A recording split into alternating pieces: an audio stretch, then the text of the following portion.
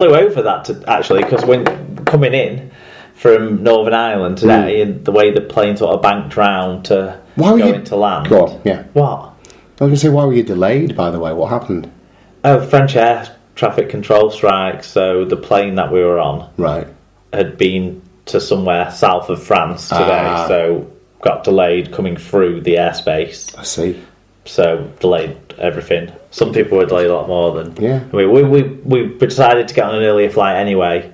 To try and get back a bit earlier, but also because we'd sort of... You had a podcast to do. We'd not necessarily run out of things to do, but like we couldn't decide what we wanted to do most.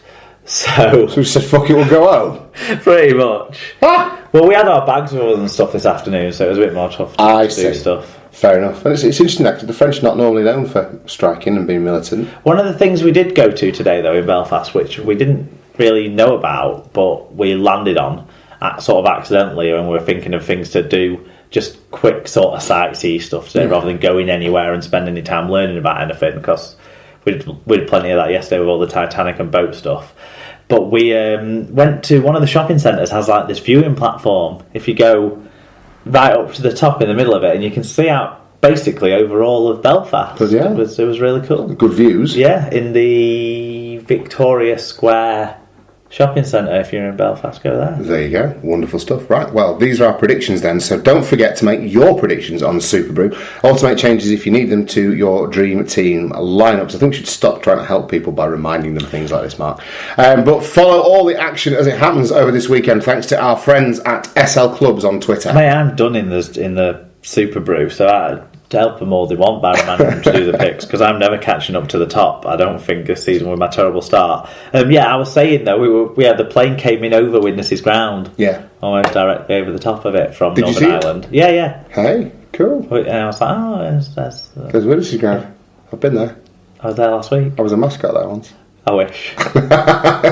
No matter putting your hand up is going to get you in that team, is it? No. Okay, championship game of the week then, Mark. I've picked them this week and I've gone for Rochdale versus Oldham based on everything else I could see going on. Bit of a local grudge match, this one, provided it goes ahead. Should be a bit of biff. Another tempting one to go and see, isn't it, actually, when you think of the local rivalry involved here. But Oldham maybe a little underdone with missing a week, and Rochdale are battle hardened and going well, so I expect Rochdale to win. Yeah, I fancy a Hornets home win as well. And League One game of the week, I've gone for Whitehaven taking on Toronto. Toronto's first trip up to Cumbria should be interesting. It'll also be interesting to see how they go against one of the Northern League One sides. They got a big win over the Scholars down south.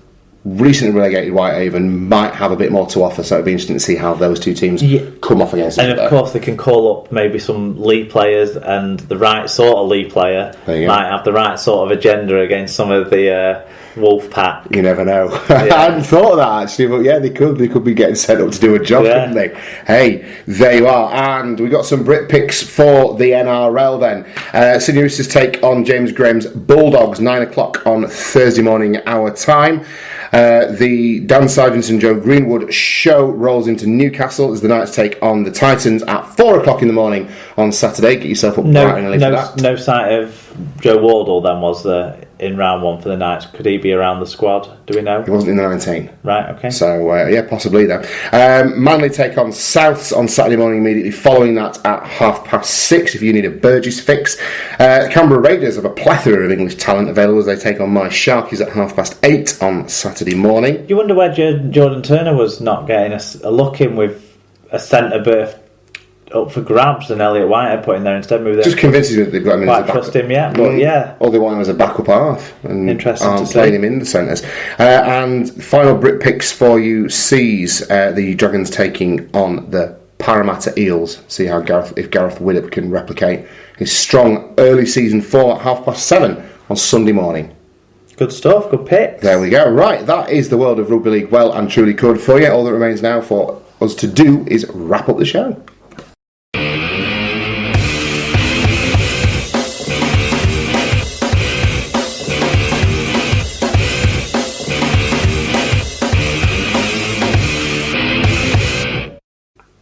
Right, so we're coming to the end of your Super League pod, and it wouldn't be the wrap up without my weekly penance, Mark. What have you got for us? I think you said something last week about this being Northern Ireland based. I had a quick look around on Google this afternoon at Northern Ireland Rugby League and had a look at what the Elks were doing and see if I could pick some bits and pieces out, and nothing jumped out at me by way of anything that you could possibly come up with trivia that I would at least have some understanding of. So I expect I'm going to get a bit of a mullering. But if it's massively humiliating, I've prepared my own quiz for you, but I might keep that in my locker for another day. So we'll see how we get on. Talk me through. This is only going to be humiliating if you don't get what I'm going to ask. Exactly, this is why I expect it to be wildly humiliating. So, according to the Rugby League Project database, 2 Ireland RL fixtures have been played in Northern Ireland this century. Right. So in the 2000 World Cup, Ireland beat Samoa 30 points to 16 at Windsor Park. Right. And in 2012, an England Knights side beat an Ireland side 56 points to 4 at Derrimore Park. Right. What I want you to do is name the players who appeared in the 1, 6 and 7 jerseys in each of those fixtures. Fucking hell. For Ireland. Now, I will give you hints, but do you want to take a stab at any of the players before I give you the clues? Let's go for the which was the later one. 2012. Yeah, just go back to that one when they played an England Knights team. Yep. Right. Okay, and you want fullback and the 2 halves. That's right. Yeah. Liam Finn. Yep. Okay. Liam Finn was was in the halves. The clue for Liam Finn would have been current Super League player, qualified electrician, and Ireland's record point scorer. So. You didn't need that, would you? You're going to give me clues. You don't want me just to name them. I thought I was going to sit here and have to do it. I'm going to give you clues, but I thought I'd give you a chance to name them first. Okay. So he was wearing the number 7 jersey on that afternoon. Okay, give me the clue for the number 6 jersey that afternoon then. More commonly a centre, this former Featherstone Rovers player has spent the last 3 seasons at Odsal. Although James Mendika. Well done. Thank you. Well done. So we're going to finish the 2012 set before we go further back in time. Let's go. This has given the people out there a good chance to think of those 2000 players, and I think some people would have got there with a few of these. But anyway, go on. So, former Whitehaven junior secured a move to Super League at a young age with the Huddersfield Giants, but has made his name in the Championship. Who is that rat-faced twat? With Lee Centurions. What is his fucking name? McInally. Yeah. Greg McInally? No, what's it? Greg McNally, yeah. McNally, thank you. Yeah, there you go. I could see his ratty little face. Okay. There you go. Right, hey, 3 out of 3. So back to the year 2000 and the World Cup. Right. Victorious Ireland over Samoa. They were actually quite exciting side in that World Cup, Ireland were. I feel like I'm going to struggle. I remember going and watching them in the quarterfinals against England at Headingley. This is where I'm going to fall down. I don't really remember a great deal of. But you should remember all of these players. Okay. So, in the number 1 jersey, sadly no longer with us, we've fundraised for his charity in the past. Steve Prescott. There you go. Okay. The standoff played with Steve Prescott as part of the St Helens squad that won the inaugural Super League title in 1996. Bobby Goulding? No. I realised shaking my head wasn't good enough for the list. Can't be Sean Long. Go on, let's not waste each other's time. Do you want another clue on him? He played. Have you got more clues? Well, I can give you one because I've just come up with one. He played for Lee in their last Super League season in 2005. He has a father who has the same name really? as him. Okay.